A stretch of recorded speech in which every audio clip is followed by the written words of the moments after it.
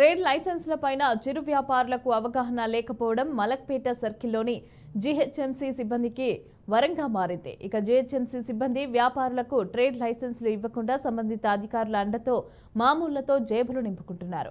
దీంతో వ్యాపారులు ట్రేడ్ లైసెన్స్కు అయ్యే సొమ్ము కంటే భారీగా మామూళ్ల కింద ఇవ్వాల్సి వస్తోంది. అయితే దీనిపైన స్పందించిన వ్యాపారులు తమకు అవగాహన కల్పించి 24 గంటల్లోగా లైసెన్స్ మంజూరు చేయాలని డిమాండ్ చేస్తున్నారు.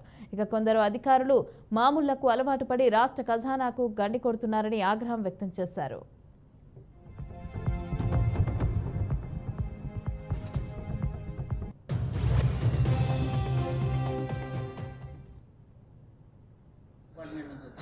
మా జిహెచ్ఎంసీ డిపార్ట్మెంట్ అని చెప్పానన్నారు.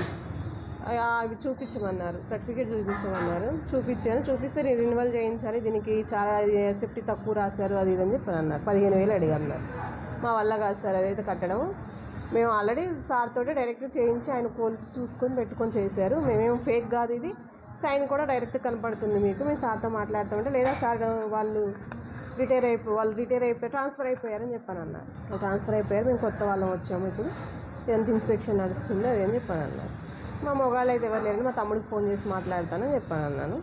తమ్ముడికి ఫోన్ చేస్తే నేను వచ్చినాక మాట్లాడతాలే అని చెప్తున్నాను. మా తమ్ముడు 2 రోజుల తర్వాత వస్తారంటే కూడా మళ్ళీ తెల్లారి మళ్ళీ ఇక రోజు వచ్చారు. వచ్చిన రోజు మరి ఎంత ఇవ్వమంటారు ఏంటి అని చెప్పానంటే 15,000 అన్నారు. 15,000 అంటే మా వల్ల కాదు, మేము ఇవ్వలేమని చెప్పాను.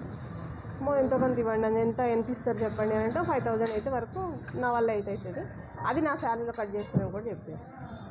సరే అని చెప్పాను, 5,000 తీసుకొని వెళ్ళారు. జూలై 5th రోజు మళ్ళీ ముగ్గురు వచ్చేసి మీ లైసెన్స్ లేకుండా 12,000 ఇవ్వండి, నేను క్లోజ్ చేస్తాను, మా సార్తో మాట్లాడారని చెప్పారు. ఎవరు మీ సార్ ఎవరు అంటే గోవింద్ రెడ్డి అని చెప్పారు. నాకు ఇట్లా జూలై 9th రోజు గోవింద్ రెడ్డి అని చెప్పేసి వాళ్ళ సార్ శానిటరీ సూపర్వైజర్ కాల్ చేసి ఏమైంది తమ్మి ఇట్లా లైసెన్స్ తీసుకోవట్లేదు అని అమౌంట్ ఇవ్వట్లేదు ఏంటి అని అడిగాడు. సార్ నేను 12,000 పే చేసుకోలేను, అంత అమౌంట్ లేదు సార్ అన్నాడు. మరి ఎంత ఉన్నాయి అని అడిగారు. సార్ 8,000 పే చేస్తా అంటే సరే 8,000 పే చేయి, ఇట్లా దేవేంద్రని పంపిస్తాను అతనికి ఇచ్చేసి అని చెప్పారు. ఈ జూలై 10th రోజు మన ఏసీబీ వాళ్ళ దగ్గరికి వెళ్ళాను సార్.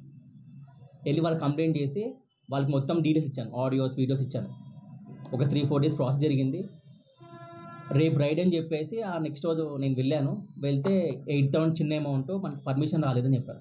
ఆ నెక్స్ట్ రోజుకి వీళ్ళకి ఇన్ఫర్మేషన్ ఎట్లనో వెళ్ళిపోయింది, అది ఎలా వెళ్ళింది నాకు తెలియదు.